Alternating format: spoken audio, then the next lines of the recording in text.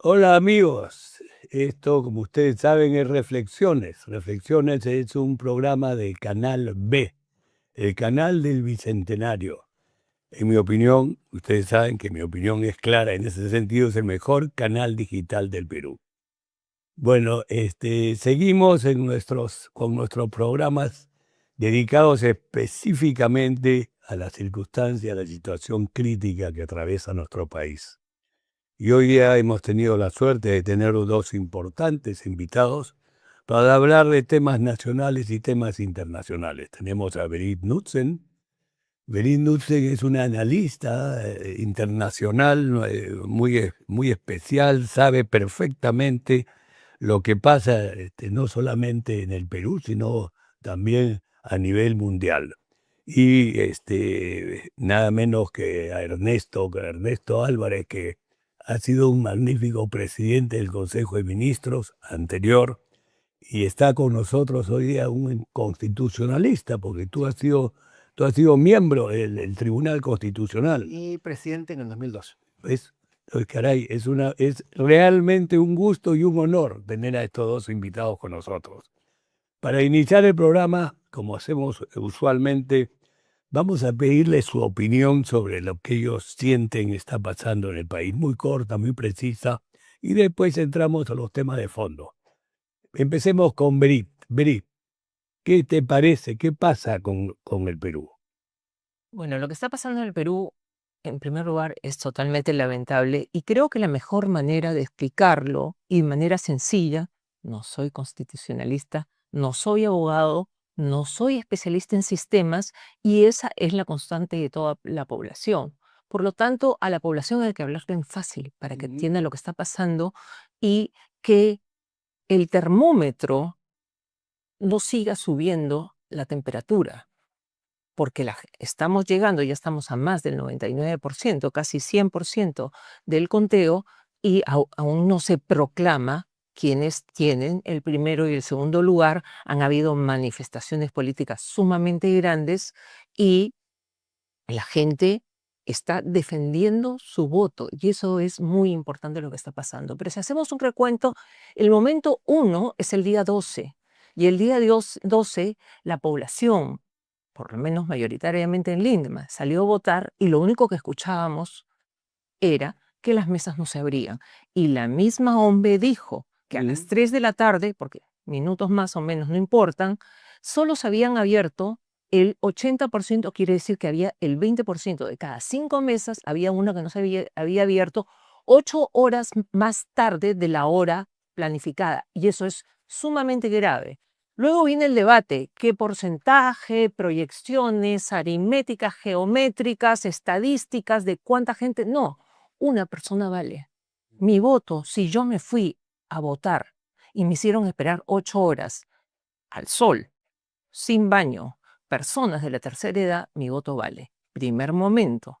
Segundo momento, que hay un grupo de mesas que nunca abren y hemos tenido algo sumamente irregular. Gente que ha ido a votar el día lunes conociendo ya los avances del conteo. Totalmente irregular. El tercer momento, que ha sido para mí el más grave de todos, es el momento en el que la OMPE, Piero Corbeto, sale a dar unas declaraciones y lo que dice es que aquellos que no votaron no van a pagar la multa. Eso ha sido una cachetada a la democracia. Es lo más grave que podemos haber escuchado y eso hace que la gente se indigne. ¿Te he llamado tarjetada?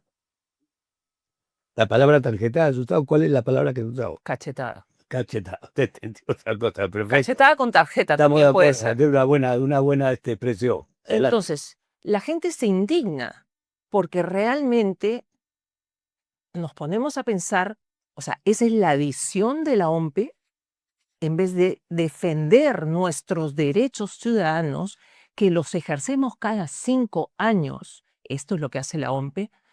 El siguiente momento sumamente grave es algo que no vemos y no tendremos que ser abogados para entender, que si el Jurado Nacional de Elecciones le da una demanda penal contra la OMPE y los acusa de mentirosos, automáticamente el sistema electoral en su conjunto pierde legitimidad. porque si entre ellos mismos no se entienden, y esa es para mí una lavada de manos del Jurado Nacional de Elecciones, porque su función es fiscalizar y no ha fiscalizado a quien se encargaba de lo logístico, y el responsable de lo logístico dice, yo no fui, es mi hermano, pero no es culpable. Entonces, es sumamente grave.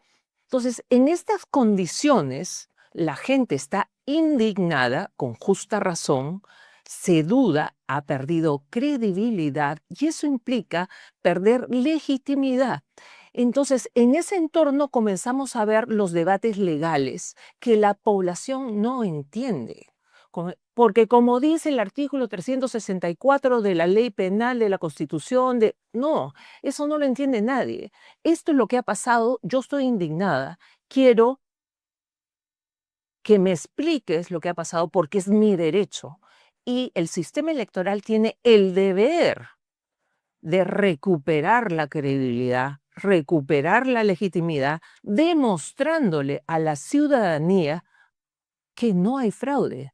Acá hablan de las mesas 900, no entiendo nada, Pepe, y no tenemos que entender. Vamos a escuchar también a Ujú. Ernesto un poquito. Sea bien interesante. Pero lo que eso has es un dicho. poco Sí, está la bien. visión Sí, sí, ciudadana. ¿Qué tienes tú que decir, yo Ernesto, con eso? suscribo todo lo que has dicho. Es así. Somos dos, ¿tá? Ha habido un gran problema porque nuestro sistema electoral no corresponde, no es coherente con el sistema democrático, porque se basa el sistema democrático en los principios de John Locke, que era básicamente de que ninguna institución o ninguna persona que tenga poder debe estar fuera de los controles políticos. Y nuestro sistema electoral es un Frankenstein que ha ideado que la OMPE haga lo que tiene que hacer de acuerdo a la Constitución, pero que en verdad no tenga control político alguno. O sea, si no quiere informar al jurado, no pasa nada. No tiene que informar al Congreso. A partir de agosto no tiene que informar al Senado. Si no le da la gana, no cumple ninguna orden o ninguna medida cautelar del Poder Judicial. Está por encima del bien y del mal. Cuando hemos visto que la democracia misma consiste en los frenos y contrapesos. El Poder Judicial puede frenar al Ejecutivo, el Ejecutivo puede frenar al Legislativo, el Legislativo puede controlar al Judicial, Balance de poder. pero la OMPE Y el y el Jurado Nacional de Elecciones Ejecutivo, están perdón, por encima. ¿El Ejecutivo qué? ¿Qué acción debería tomar el Ejecutivo? Y te pregunto. En este momento ya no puede hacer nada, Nada. pero en su momento debió, como ya había el caso de 2021, en que las cosas no fueron transparentadas y hay todavía una duda válida, el Ejecutivo desde el inicio ha debido preguntarle sobre el estado del proceso a la OMPE y al Jurado Nacional de Elecciones, y en cualquier momento, en cualquier problema, cualquier deficiencia, cualquier observación, transparentarla a la opinión pública para forzar a que los funcionarios actúen correctamente. Pero hemos visto absolutamente lo contrario. El jurado tenía ya observaciones planteadas. La Contraloría tenía observaciones ya formuladas contra la OMPE, contra procesos de la OMPE. Sin embargo, nadie lo transparentó, nadie alertó a la opinión pública porque aparentemente a nadie le interesaba. El propósito político se ha cumplido, que es nuevamente colocar en la segunda vuelta con Keiko Fujimori a un candidato de extrema izquierda. Ese es el propósito y por eso opinólogos de izquierda señalan de que Corbeto es un héroe nacional, porque ha logrado precisamente lo que la visión de izquierda necesitaba: evitar a toda costa lo que las encuestas señalaban que iba a producirse. Dos candidatos de derechas, dos candidatos a favor del crecimiento económico en la segunda vuelta. Y eso la izquierda no lo puede consentir. Y lograron su propósito. Yo te pregunto, después pasamos también a Berit. Les envié a ambos el artículo de Hugo Guerra, ¿no? En el cual Hugo Guerra explica con mucha claridad, en mi opinión, que el Jurado Nacional de Elecciones no debe proclamarse hasta que cumpla con la famosa auditoría y o peritaje, o auditoría o peritaje. Creo que ahora piden peritaje en lugar de auditoría. No sé, ustedes deben haber leído eso, si hay alguna opinión sobre eso, creo que es Mira, importante. te voy a contar, pues he tenido todo un debate esta mañana con ChatGPT, con Claude, otra inteligencia, ya está con la inteligencia de Google, que no entienden el punto claramente. El artículo de Hugo está alertando a algo muy grave y yo me voy un poquito más allá y me centro en los últimos párrafos. La población está indignada. Regreso a mi speech inicial. Si está indignada y sale a las calles masivamente, y tengamos en cuenta, no estamos defendiendo un candidato. Y ahí está el gran error de Rafael López Aliaga. Yo no estoy... Era parte de la población indignada, Espérate. no es el total. No, no, Bueno, no. bueno, yo tenemos, Un momentito. tenemos de- Un momentito. Las irregularidades afectan al Perú entero. Porque Sí, no, así no, como no, hoy... no se indigna, no, la población izquierdista, yo agrego, perdóname un ratito, Beri, la población izquierdista o la población llamada, no solamente izquierdista, ¿no? Todo los que están en contra de la derecha, en contra de los limeños. Es un ¿no? 40%. Sí, es El 40% es importante, pues. ha votado por candidatos de Pepe, izquierda. ¿Votó? yo no estoy hablando Votó. primero. Yo Bueno, no estoy sigue, hablando sigue, ni de sigue. derecha ni de izquierda. Para mí no existe ni la derecha ni la izquierda. Existen regímenes autoritarios y regímenes democráticos. Esto es una defensa de la democracia. Hoy día no le gusta a la derecha, mañana no le gusta a la izquierda y lo hemos visto cuando cayó Pedro Castillo. Así que no se indigna la izquierda es una falsedad. La izquierda se indigna más y Sigue esta opinión. Los sigue, peruanos sigue. somos convenidos. A ver. ¿Alguien se ha indignado en la derecha de que le hayan cuando le afecta a revivido, la izquierda y de que le hayan viceversa. revivido Pero el proceso el a punto- Sánchez? el Un punto- proceso penal que estaba dormido Ya. durante muchos pero años. el punto Se lo han fundamental, revivido. y yendo al... Tito. Para terminar con mi idea, que me Sí, sí, quedé sí. hambre. O Sí, sea, pero aquí estamos viendo conversando. al artículo de Hugo Guerra, él lo que dice, y es muy sabio y muy cierto, Sí, claro. al margen de la derecha y la izquierda, al margen de la democracia y el autoritarismo, al margen de lo que está pasando, que es una lucha entre el sistema y el antisistema, lo que dice Hugo Guerra es que ya la población ha salido para defender un candidato, no importa, yo estoy defendiendo la legalidad y la legitimidad de las elecciones. Si la población ya ha salido antes de que proclamen y resulta que nos dan una auditoría de una empresa internacional unipersonal y que no hemos visto los resultados y no se está haciendo lo que la gente está pidiendo, que es un peritaje, y queremos que algún especialista nos explique qué hay dentro de esa caja negra que se llama OMPE y contabiliza los votos.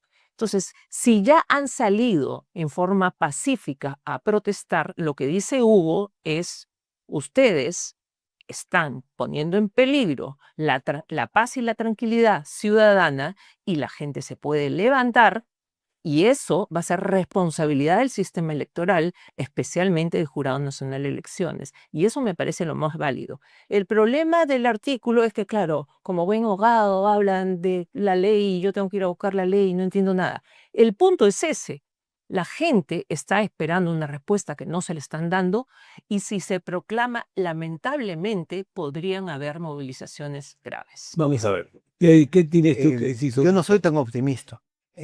Yo creo que las movilizaciones graves se darían si es que Sánchez no hubiera pasado o si el Jurado Nacional de Elecciones o la OMP hubieran dado un resultado final Ujú. a favor de López Aliaga para llevar la fiesta en paz y evitar ser denunciados porque van a tener responsabilidades. Al final hacen que pase López Aliaga. No, las movilizaciones, el control, la capacidad de movilizar grandes sectores populares, tanto en provincia como en la capital, lo tiene la izquierda, gracias. Ahora ya no hay la dirección cubana, que antes existía, pero sí hay el dinero de la minería ilegal. La derecha no tiene esa capacidad, en parte porque estamos divididos. López Aliaga es un antisistema, porque ha cometido el gran error político de hablar en contra de Odebrecht y de la gente que ha estado vinculada a Odebrecht. Ha sido un gran error político porque, si bien es cierto, lo ha acercado a esa minoría de personas que están conscientes del robo multimillonario que ha sufrido el Perú en los últimos 10 años a cargo de las empresas brasileras, también es cierto de que hay un sector muy grande que ignora lo que ha pasado o se ha olvidado lo que ha pasado y cree que las personas vinculadas, los agentes, las empresas que ahora tienen otros nombres, no tienen la capacidad de influir en la política. Como dijo el exministro de Justicia, Odebrecht eh, eh, pone presidentes en el Perú. Hoy en día Odebrecht ha demostrado tener la capacidad de evitar que alguien manifiestamente era enemigo suyo pueda pasar a la segunda vuelta. Y esto es real. Si vemos los artículos en los medios de prensa, encontramos amigos nuestros que ya están escribiendo en síntesis, pasemos la página. Sí, sí, he leído. Y si rascamos un poquito, es porque en el fondo tienen alguna vinculación antigua o actual con las empresas que tienen vinculación, concretamente con Rutas de Lima. Además, te agrego algo más. El grupo de los caviares, lo que denominamos los caviares, ¿no? Hay de todo tipo de caviares también. Yo tengo amigos caviares también, que evidentemente son gente muy preparada, inteligente, todo lo que sea, pero que piensan diferente. Están iniciando una campaña para votar en blanco. O sea, no se dan cuenta Punto que eso va en contra No, por supuesto que se dan del cuenta, desarrollo del país. pero es que por encima del Perú, del país del cual viven, porque en realidad no producen riqueza, simplemente usufructúan influencia en el Estado, por encima del país colocan a su prístina moral, Sí, porque ellos en realidad están por encima de esa gente, empresarios que tienen que hipotecar su casa para tener capital de trabajo. Esas son cosas, ellos son herederos de la nobleza. Ellos en realidad trabajan con consultorías o trabajan a medio tiempo y están por encima del bien y del mal. Entonces, además la izquierda los usa. no, claro, sus conciencias no pueden verse involucradas en votar ni por Keiko Fujimori ni por Sáenz. Entonces prefieren hacer una campaña que a futuro, en los siguientes quinquenios, en las siguientes elecciones, los exonere de cualquier culpa. Todo lo que pueda pasar en el país va a ser culpa de Keiko Fujimori o de la extrema izquierda. De ellos jamás. Ellos están siempre por encima. Y eso es un mal que seguimos arrastrando desde décadas anteriores. Es un tema pernicioso porque además este grupo no tiene votos. O sea, no genera apoyo popular, pero influye y participa en los procesos de decisión dentro del Estado y dentro de la sociedad definitivamente. de manera gravitante.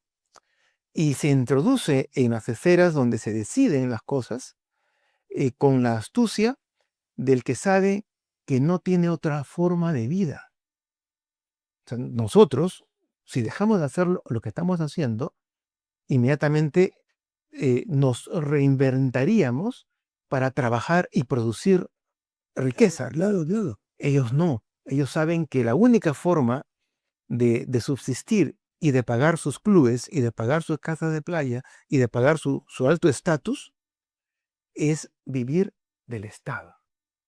De una u otra manera. Definitivamente. No, Sí. Entonces, además, y yo entiendo no. que ellos son muy inteligentes porque nos ganan a los gremios, penetran en los gremios empresariales, penetran en los sindicatos, manipulan a las izquierdas extremas, manipulan a las derechas, se introducen en los directorios de las principales universidades particulares, se introducen en los directorios de los colegios más importantes, influyen en la política educativa, influyen en las políticas sociales y en realidad ellos manejan muy bien las cosas. Sí, claro. Nosotros somos reactivos. Sí. Nos han hecho un fraude, pero no podemos llamarlo fraude porque nos pueden llamar fraudistas. Toman decisiones por encima del Congreso, por encima del Poder Judicial, por encima del Ejecutivo, pero no podemos denunciarlos porque seríamos conspiranoicos. Antidemocráticos, además. Sí, cuando ellos son los antidemocráticos. ¿Qué quieres alegar de Lo que pasa es que a mí me preocupa Isabel. muchísimo, o sea, estamos reflexionando sobre los caviares, estoy totalmente de acuerdo contigo, pero yo creo que acá el punto es, tenemos una población que no cree, una población indignada. Las elecciones han sido ilegítimas. Sí, totalmente. Nadie está acusando de fraude, porque quien tiene que demostrar que no hay fraude es el sistema electoral, no nosotros. Claro, Nosotros estamos aquí. ¿qué pruebas para- tienes? Claro. Pero si no nos dan No los nece- padrones de no, las mesas no necesito probar inclusivas. nada. Ellos tienen que probar Así es. que no cometieron fraude. Y ahí hay una gran diferencia. Nosotros no tenemos que acusar. Ellos tienen que rendirnos cuentas. Entonces, para mí se presentaba, y estoy perdiendo un poco las esperanzas y lo lamento. O sea, yo he sido activista desde tiempos de Pedro Castillo, organizando 2 manifestaciones con grupos de peruanos, por lo menos al mes, organizando cursos sobre democracia, y esta vez ha sido tan evidente la irregularidad que nos permite exigir, y veo que a la puerta del horno se quema el pan Sí. y ya el Jurado Nacional de Elecciones va a proclamar sin auditoría, no queremos auditoría, estamos pidiendo peritaje, no lo está haciendo. Y el gran peligro al que nos enfrentamos, yo creo que es peor que el que nos enfrentábamos con Pedro Castillo, porque este señor Sánchez es el mismo antisistema de Pedro Castillo, y ahí ya no estamos hablando solo de caviares, estamos hablando que Juntos por el Perú es un partido que está inscrito entre todos los partidos de izquierda del Foro de Sao Paulo, pertenece a todo ese círculo y sabemos perfectamente, no hay que demostrarlo, que desde Hugo Chávez en Venezuela, Lula da Silva con Odebrecht, ya que lo mencionaste, han financiado todos estos partidos. Sabemos perfectamente lo que pasa en Cuba, en Venezuela, en Nicaragua, lo que pasó en Ecuador, que hasta el día de hoy no pueden enderezar ese país porque las trabas que incluyó Correa dentro de ese país han sido tremendas. Estamos viendo lo que está sufriendo el presidente Paz en Bolivia, que le han dejado un país en ruinas, pero con una constitución y un sistema enquistado de tal manera que corregirlo para un demócrata es un problema, para un no demócrata es muy fácil porque se saltean los puentes. Estamos viendo lo que pasa con Milei, que está en serios problemas y no logra enderezar el problema de la inflación que persiste. O sea, el problema que tiene Milei, los últimos informes internacionales que he leído son tremendos.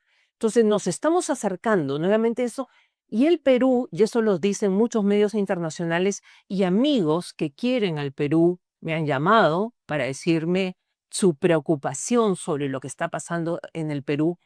El Perú se presenta como el último bastión de, para mí, estas sanguijuelas que nos van a quitar toda la sangre, y cuando ya estemos desangrados, terminaremos como Venezuela y alguien se quejará porque viene Donald Trump y extrae a ese personaje.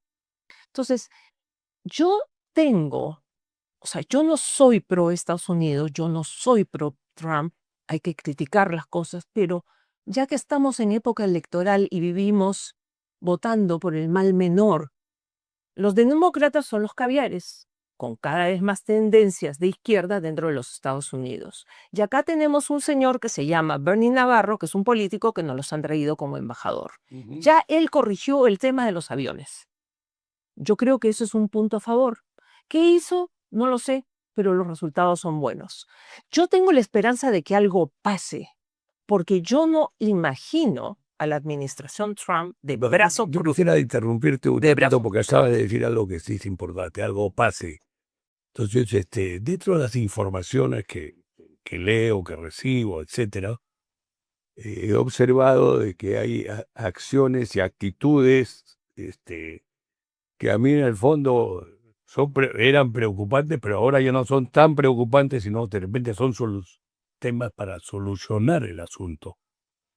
Ayer he leído un artículo, un video he visto, donde mi amigo, además el almirante José Cueto, dice con toda claridad que la Fuerza Armada no va a aceptar de ninguna manera el que el señor Sánchez asuma la presidencia, en el caso así suceda, además con Antauro, con esa señora diputada que acaba de ser detenida, además implicada en un problema bien serio delincuencial. Entonces que la Fuerza Armada no va a permitir en una circunstancia como esa. Es interesante eso porque además se ha mencionado y se ha dicho de los golpes ciudadanos.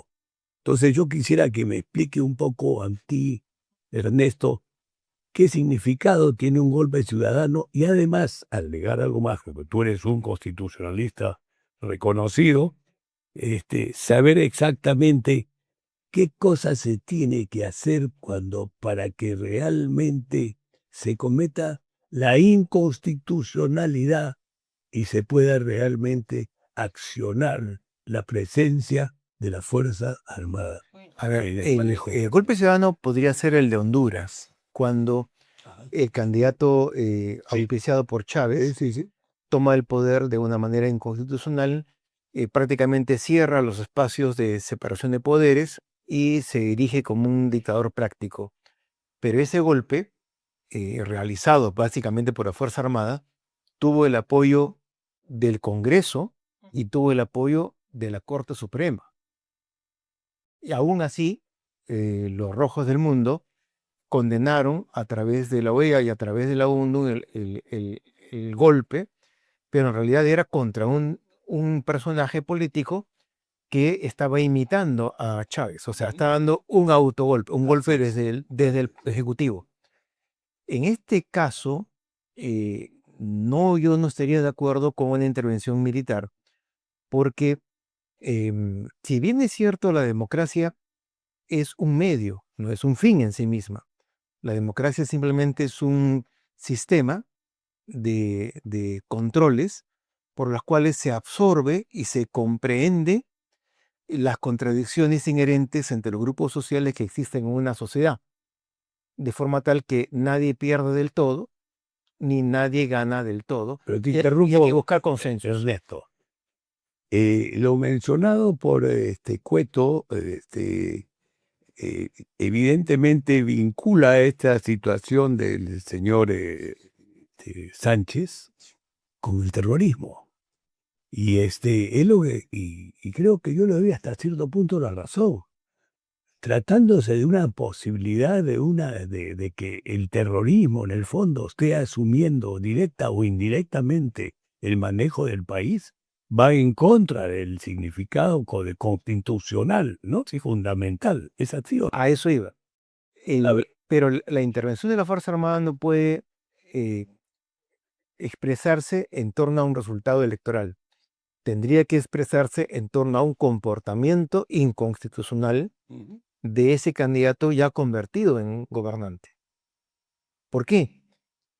Porque al final de cuentas la democracia no defiende el sistema en sí, que es un instrumento, sino defiende los principios, la dignidad del ser humano y la libertad inherente propia de la condición de la persona humana. Esto está incluido dentro de la Así es. Constitución. Así es, pero tiene que ver con la actuación misma del gobernante, no con un resultado electoral, como fue en los años 60 el golpe de Godoy, por ejemplo, de Pérez Godoy. Claro.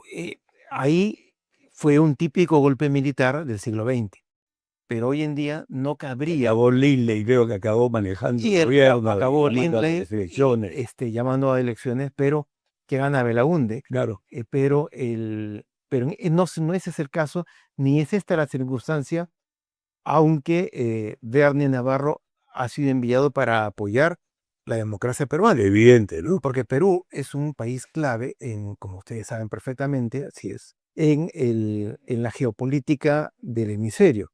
Perú no puede caer en manos de los comunistas.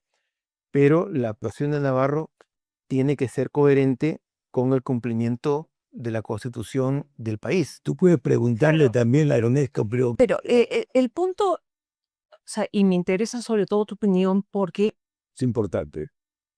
además de constitucionalista, abogado, qué sé yo, la línea es la siguiente. Y miraba mi teléfono justamente para constatar qué día estamos. Estamos 13. Han pasado más de un mes. Y claro, Entonces, importante. yo me aburrí de la política local y me pasé a la internacional porque los problemas son legales, yo no soy abogado, y porque la justicia es muy lenta. Un mes es una barbaridad de tiempo. Y en un mes no se ha hecho nada con estas elecciones. Lo único que hemos tenido son manifestaciones. En un mes se ha podido hacer 3 peritajes, por lo menos. Sí, sí. Pero no se ha hecho nada. Y eso es un mal síntoma para la ciudadanía. No se corrige. Yo tenía la esperanza de que, siendo tan las irregularidades siendo tan evidentes, algo pasara y algo cambiara, porque las elecciones de Pedro Castillo, como tú mismo lo has dicho, fueron irregulares y no se resolvió. Entonces ahora algo tiene que pasar. Entonces, si seguimos con la legalidad, esto ya de verdad que pierdo un poco la paciencia y los ciudadanos también pierden la paciencia porque no se hace nada. Y si no se hace algo, 2031 se repetirá y esto seguirá per secula seculorum. ¿Cuál es tu pregunta? No sé, o sea, tenemos el derecho, me queda clarísimo, no tengo que preguntárselo a nadie, pero ¿cuál es la solución si pasan ya 32 días de las elecciones y en 32 días no se ha hecho nada y la población sigue caldeándose?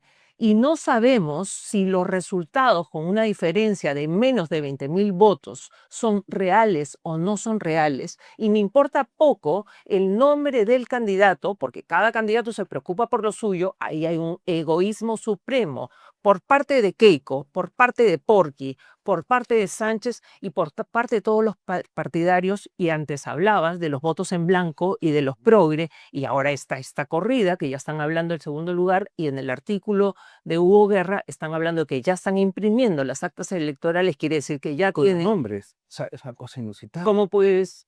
Ya. Entonces, O sea, a lo esta que voy cosa es que en este contexto, pero abona a la tesis de que todo esto ha sido planeado. Evidente. claro, pero ¿cuál es la salida? O sea, veo que la democracia es imperfecta. Sí. Eso lo sabemos. Entonces, ¿cuál es la salida? Entonces, yo no estoy a favor del intervencionismo, pero sí sabemos que hay un intervencionismo internacional y que China la tenemos en todas las instancias y que calladito la boca, pero capacita a las Fuerzas Armadas, les da cursos. Lo que ha pasado en Chancay ha sido tremendo. Y ahí está la Marina metida, porque no han defendido verdaderamente los intereses, sino los suyos. Pero básicamente lo de Chancay ha sido un tema de la falta de élite política. Cuando no hay élite política con visión de Estado, simplemente son personajillos que a cambio de dádivas, de un viaje de una semana, Aquí no hay con jamás paseo a acceder. Beijing, Estamos hablando a de toda la gente que ha estado en de el gobierno de altos los últimos cargos, 20 años. altos cargos de la Marina. No, en política. Lo de Chancay no se ha decidido en la Marina, lo de Chancay se ha decidido Pero en ¿quiénes el Palacio de Gobierno han en los últimos administrado 20 eso? años. Ya, pero digo, ¿pero quiénes han Pero acá administrado y eso? en el Congreso, revisemos la lista de los congresistas que están en la Liga de Amigos de China.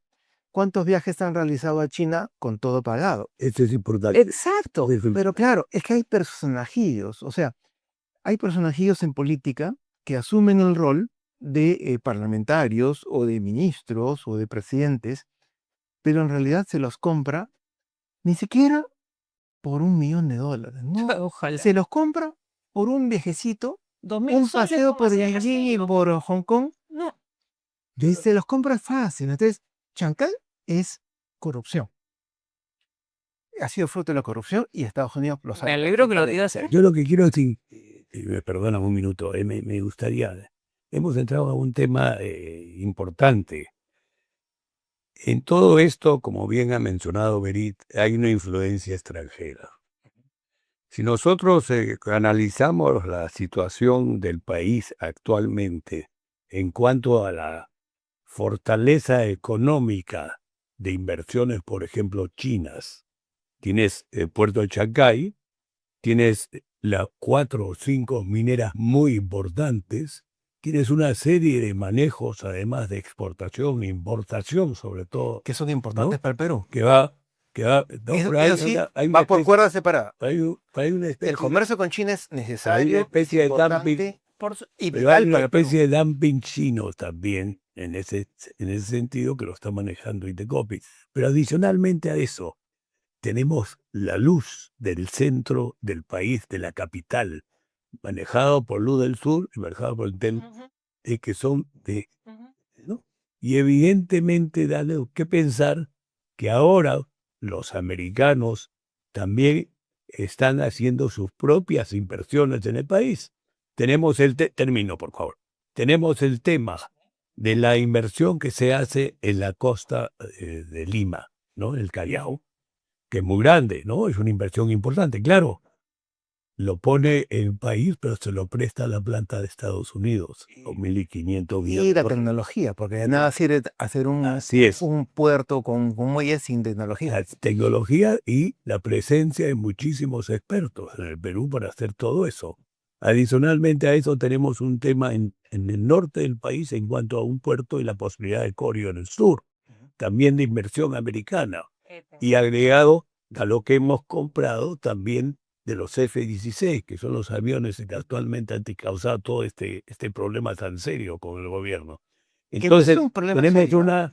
un enfrentamiento, aparte del enfrentamiento que tenemos nosotros por la propia elección entre lo que se denomina la derecha y denomina la izquierda, los caviares, los centros y todas las cosas, tenemos además lo otro, que es la influencia extranjera de un lado y del otro también. No Entonces, es un quisiera problema, yo, no es un problema, es Pero, una oportunidad. a ver, acá yo regreso nuevamente a las elecciones, ¿no? ¿cómo? Porque yo regreso Ah, en esa claro, misma buena elección, línea, la no, línea en esa de misma defensa. línea, Ya. en la misma línea que estás planteando, de esta guerra entre competencia entre potencias, regresemos a las elecciones. Y me hablas de la influencia de los caviares dentro de los grupos de poder del Perú. Vigente, además. Y por el otro lado, yo mencionaba la presencia de Bernie Navarro en el Perú, que exactamente cómo se mueve nunca lo vamos a saber, porque hay cosas que suceden debajo de la mesa, pero también sucede debajo de la mesa con los chinos y los chinos. Hay un libro muy interesante que se llama El hambre del dragón, que está escrito por un economista argentino muy, muy interesante. El Perú es el país que tiene mayor penetración, pero no económica, en todos los estamentos, ideológica, militar, qué sé yo. ¿Tú crees que los chinos no están moviendo sus fichas dentro de estas elecciones? Por supuesto, y México y Cuba. Ok. Además, por eso, vamos al mundo. Tenemos dos potencias y estas dos potencias confunden. En cuanto a financiamiento, A ver, una empresa, un gremio, financia con $80,000 a un partido político y lo crucifican durante 5 años. Ujú. ¿Cuánta plata ha invertido en México en el candidato que todos sabemos? sí, ¿Cuánta plata está invirtiendo Cuba en los candidatos extremistas? ¿Cuánta plata pueden estar invirtiendo empresas chinas en algunos candidatos? De eso estoy hablando. Y el sistema electoral, el jurado y y el la foro, OMP, foro de Sao Paulo. claro, pero el jurado y la OMP revisan Sí, de dónde sale la plata para los mítines, de sí, dónde señor. sale la plata para los personeros a nivel nacional de estos partidos pequeños extremistas, no. Pero a la empresa la revientan durante 5 o 10 años. Cada uno tiene sus formas, pero finalmente a lo que voy es a los resultados. El Perú en este momento se encuentra en una posición donde las dos potencias mundiales, 27% del PIB del mundo, Estados Unidos, 17% del PIB del mundo, China, están compitiendo. Yo diría Donald Trump está con Xi Jinping, que acaba de llegar.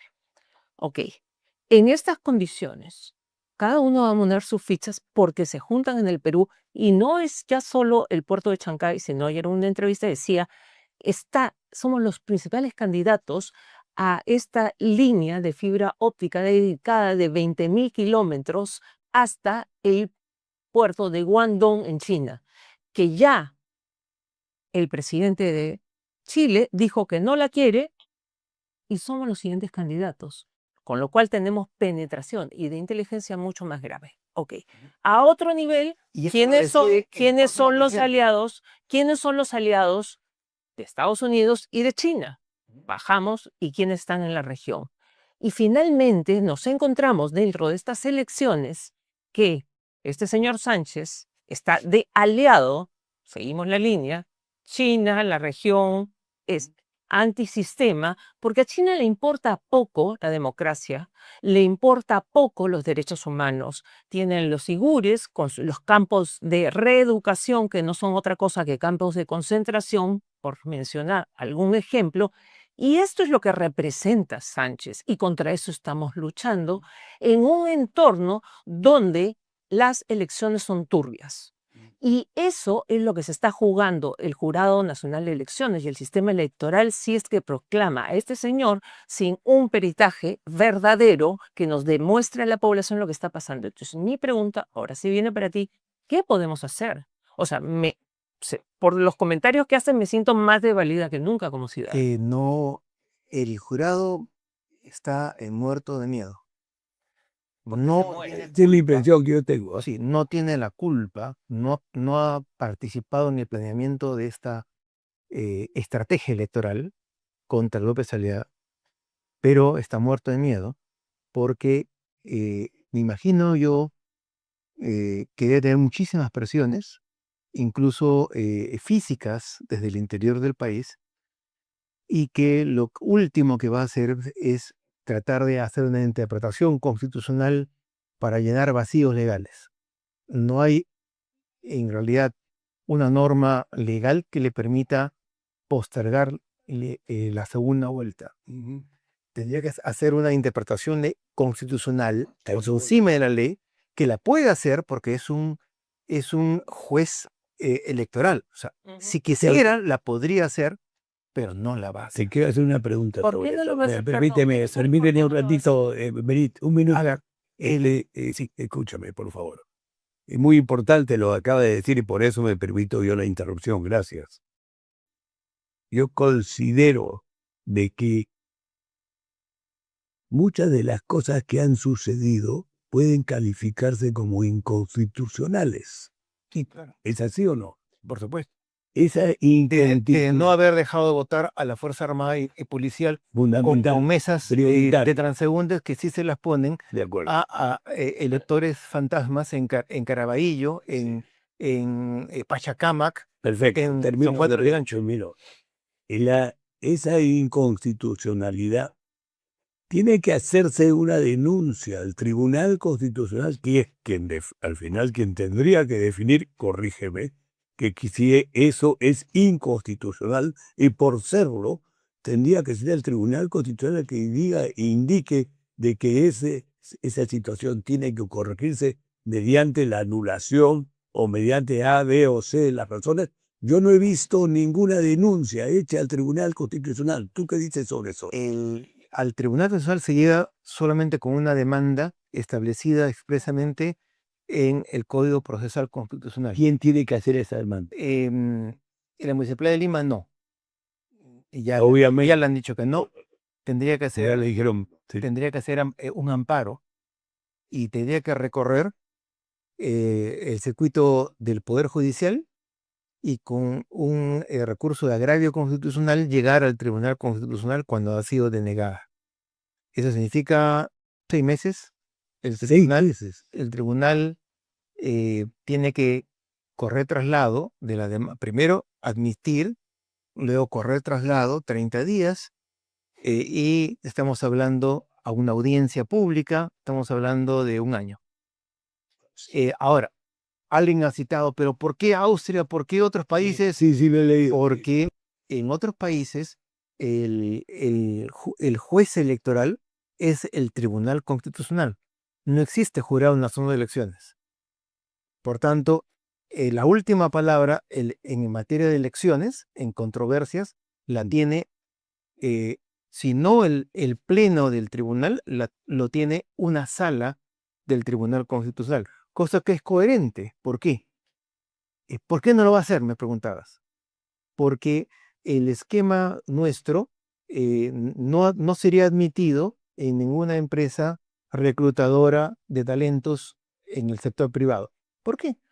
Porque el juez electoral, la cabeza de todo el sistema, aquel que está imbuido en los principios democráticos y que por encima de las formas mantiene los principios y valores, está presidida por un juez ordinario, un juez que ha hecho carrera con el mero cumplimiento estricto de las normas procesales. Los jueces de carrera justamente no resuelven temas políticos difíciles que la Constitución ha encargado al Tribunal El Constitucional. presidente de la República no tiene ninguna injerencia en eso. Ninguna injerencia directa. El titular del jurado es necesariamente, por la Constitución, un juez supremo. O sea, es alguien que ha hecho carrera básicamente buscando la improcedencia en los casos difíciles. Cosa que, improcedente el tema, no entra al fondo del tema. ¿Y qué debería ser? Debería ser. Un especialista, o sea, como el Tribunal Constitucional. El Tribunal Constitucional es en materia de un concurso, ahora va a estar en el Senado, y postulan personajes políticos, personajes académicos o personajes de litigio que tienen cierto nivel de conocimiento del derecho constitucional. Quien define es el Senado ahora. Así es el Senado. Y dentro del derecho constitucional existe el principio de que es bueno lo legal, pero es mucho mejor lo Y eso no constitucional. funciona para el Jurado Nacional de Elecciones. En este momento no, porque tienes que tener el Colegio de Abogados, Exacto. entidades, Las universidades. universidades.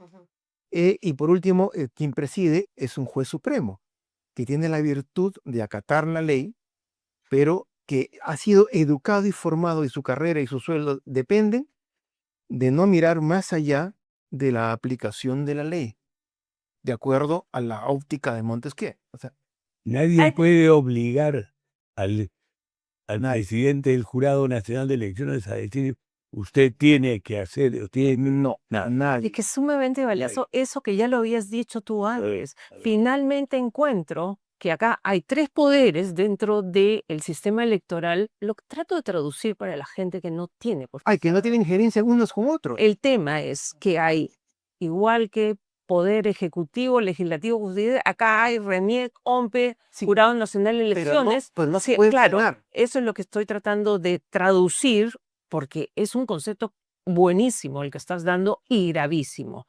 Hay independencia de poderes, pero no hay balance de poderes porque no fiscaliza. Yo pensaba, y Exacto. corrígeme si estoy mal, es que el Jurado Nacional de Elecciones tenía un nivel superior para fiscalizar a la OMPE y me estás diciendo que no lo tiene. No. Por lo tanto, es gravísimo porque, en buen castellano, tenemos monos con pistola que están asesinando al país en la OMPE. Pero esta gente que sale de la OMPE, lo más grave es que viene mucha de la RENIEC. Por lo tanto, el nido se origina en la RENIEC. Cuando se gradúan, pasan a la OMPE y el Jurado Nacional de Elecciones, bien, gracias, con un nivel que no es el más apropiado para tomar las decisiones por el futuro de 5 años del país, gravísimo. A ver, ese trípode del sistema electoral fue ideado con un criterio equivocado. El criterio de que ¿En qué momento se...? con la Constitución del 93. Claro. Ya. Entonces, el criterio es de que existen peruanos que por alguna circunstancia están por encima de los problemas políticos, Ujú. por su trayectoria, por su elección ante una entidad no política, y van a actuar de acuerdo a un criterio puro y prístino. El problema es de que una vez señalada la regla, los grupos políticos de izquierda inmediatamente desde el Paniagua penetraron RENIEC, penetraron OMPE y penetraron Jurado. De forma tal que muchos de los funcionarios del jurado de OMPE y RENIEC han estado hace algunos años en la otra entidad, también en el sistema electoral. Entonces, rotan entre Yo ellos. voy a agregar algo más a lo que acaba de mencionar Sí, Ernesto. y sería muy interesante si tuviésemos un think tank auspiciado por los gremios empresariales, que ahora no tenemos, si tuviéramos partidos políticos verdaderos, que no los tenemos, sería muy interesante encargar a un grupo de muchachos la tarea de googlear cuáles son los mensajes en las redes sociales y los artículos publicados por el segundo nivel de funcionarios de OMPE, RENIEC y Jurado. Y nos daríamos la sorpresa de que casi todos son de izquierda. Casi todos están comprometidos. Eso quería agregar, que siempre lo menciono, cada vez que tengo la oportunidad de hacerlo. Aquí el Poder Judicial está totalmente tomado. No totalmente. Hay muchísimos jueces 800 y fiscales muy buenos. 800 personas, según la información se ha manifestado públicamente en la época de Dubrelí Rodríguez, que fue presidente del Poder Judicial, fueron incluidas muchos de ellos del Mobaref y el Sendero Luminoso, según la información. Pero con ayuda del CNM, de un ingeniero que ya falleció, no voy a mencionar su nombre, integró el CNM y era de extrema izquierda. Y hicieron concursos donde favorecían siempre a los candidatos de izquierda. Y además tenemos un problema en el Poder Judicial grave que ya se ha dicho muchas veces, pero la gente no se olvida. Durante un año se grabaron las conversaciones telefónicas de los teléfonos privados de los jueces supremos porque una ONG, que ya saben ustedes cuál es, la que controla la justicia en el Perú, pidió a un fiscal amigo que ya había enviado de beca al extranjero para que pidiera por intervenir una relación de teléfono sin nombre, sin poner nombre, en un problema, en una investigación por narcotráfico. Y colocaron a todos los jueces supremos. Ustedes saben lo que significa escuchar las conversaciones telefónicas de los jueces supremos durante un año. Entonces, desde temas íntimos hasta temas posiblemente de corrupción, algunos, otros temas de amistades, de cosas peligrosas, de cosas, sabían la vida de todos. Entonces, eso está en manos hasta ahora de un personaje que ha sido ministro del Interior y de otro personaje que es director de una ONG poderosa.